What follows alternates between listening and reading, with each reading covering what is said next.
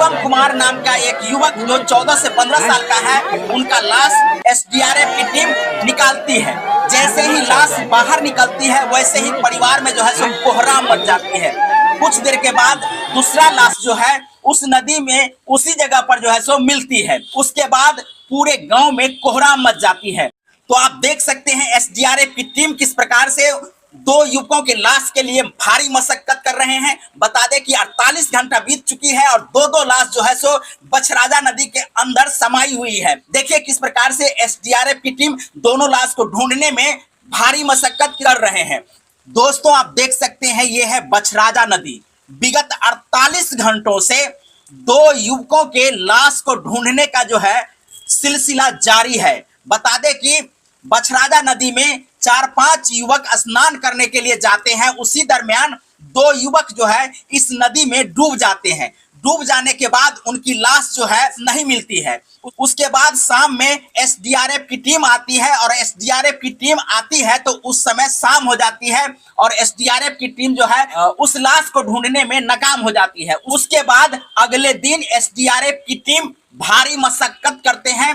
लगातार कई घंटों तक उस लाश को ढूंढने का प्रयास करते हैं। बता दें कि 4 बजे के करीब शिवम कुमार नाम का एक युवक जो 14 से 15 साल का है, उनका लाश एसडीआरएफ की टीम निकालती है। जैसे ही लाश बाहर निकलती है वैसे ही परिवार में जो है सो कोहराम मच जाती है।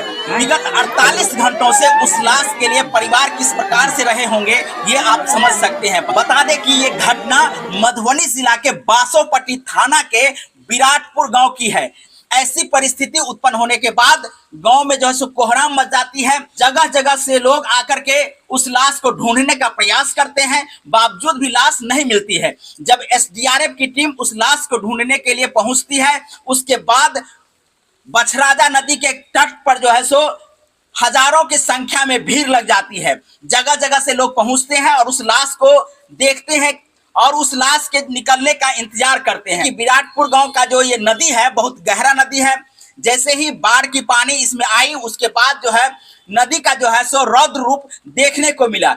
दोनों लाश जब बाहर निकल जाती है उसके बाद जो है सो उस दोनों लाश को प्रशासन अपने कब्जे में लेते हैं और उसके बाद पोस्टमार्टम कराने के लिए सदर हॉस्पिटल मधुबनी भेज देते हैं। मुआवजा की जो बात हुई है वो मुआवजा कब उनको मिलता है? दोनों युवकों के लाश के लिए 4-4 लाख का जो है सो मुआवजा मुहैया कराई जाएगी। बाकी आप लोग इस वीडियो को लेकर के एवं इस घटना को लेकर के क्या कहना चाहते हैं कमेंट जरूर करिएगा।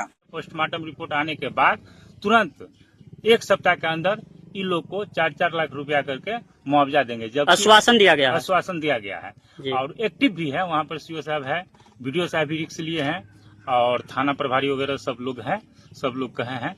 चूँकि वो बच्चे का जो घटना हुआ वो घटना में मेन कल 1 बजे हुआ। 1 बजे से सब लोग एक्टिव थे।